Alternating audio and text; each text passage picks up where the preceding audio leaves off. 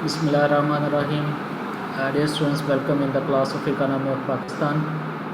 I am your class instructor Dr. Adnan Makbul. In our previous lecture, we have discussed about the budgetary policy of Pakistan.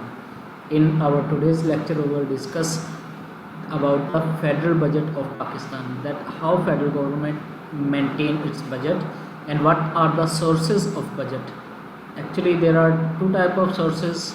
The first one is tax revenue and the other one is non-tax revenue.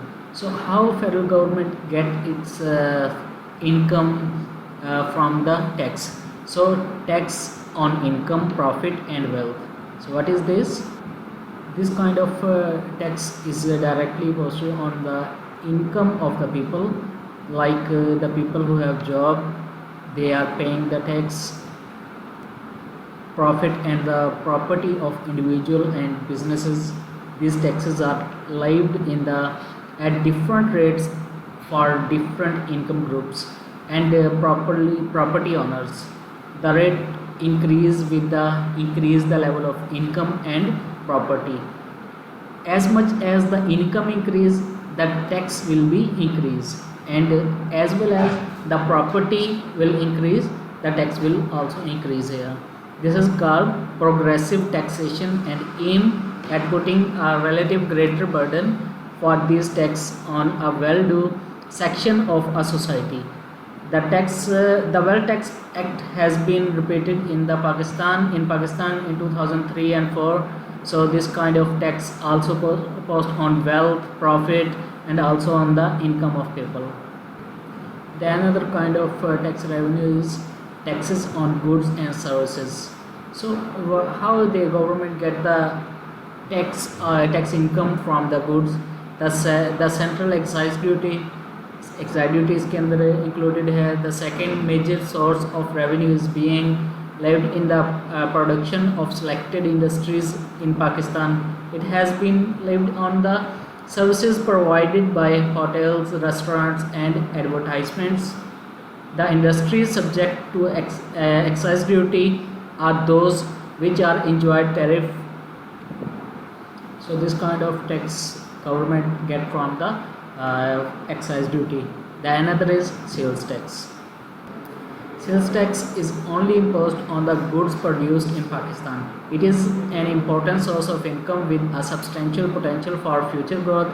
It is levied on the sale price of goods produced in Pakistan. The rate of sale tax vary with the nature of commodity. While luxury goods are taxed at higher rate, and essential goods like milk, butter, vegetable, sugar, tea, soap, etc. that consumed by a lower income group are either exempted or the tax is very low or minor. So this is also known as indirect tax. The third kind of goods and services is surcharge. The difference between the maximum sale price and the production means the cost or average import price of petroleum, natural gas is realized by the government. The surplus realized by source of revenue, which can also be used to iron out fluctuations in the market price of these essential goods. Because there is no such measure that can measure that how much iron they got, how much is the natural gas, because this is not any product. This is production, but this is not any product, tangible product. That is why gas is not a tangible product. That is why the government fixed the difference between the maximum sale price and the production, average production, such as petroleum and the natural gas. So this is the third kind of tax which is earned by the government on goods and services. The tax revenue that includes the income tax, then the tax on goods and services. That goods and services have three kinds. Now we are going to discuss the third one is custom duty.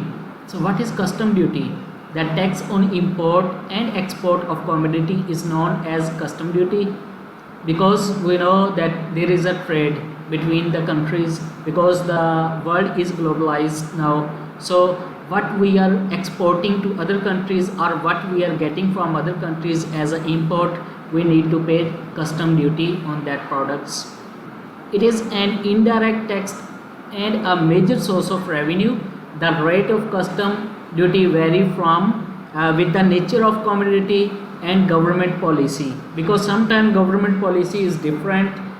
When government realize that the export should be increased, at that time what they do, they reduce the tax duty, they reduce the custom duty. And sometime when the government, if government want to have a trade surplus or trade balance of trade, to maintain the balance of trade, sometimes government impose tax on imports, increase custom duty on the imports. That is why it depends on the government policy. The luxury and non-essential goods are taxed at a higher and progressive rate in order to discourage their imports.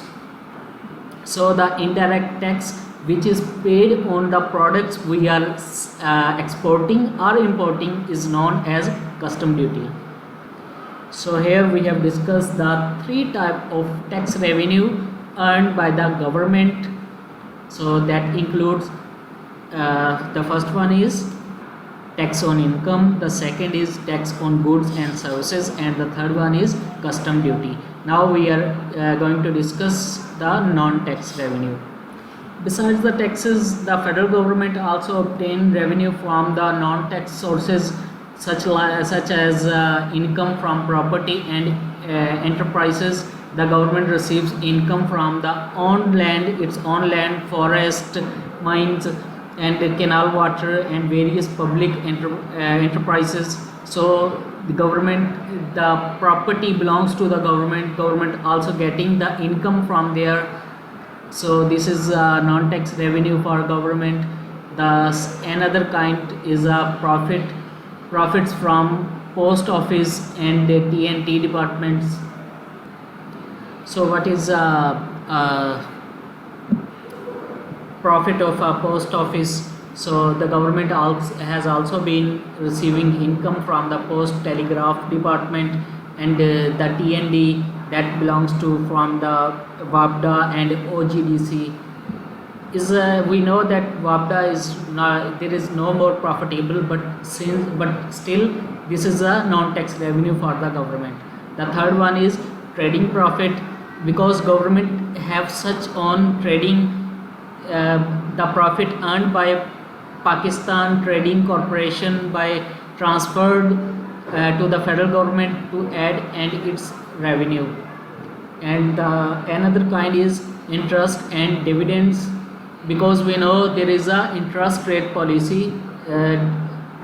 Interest receipts is the almost important head in the non-tax revenue.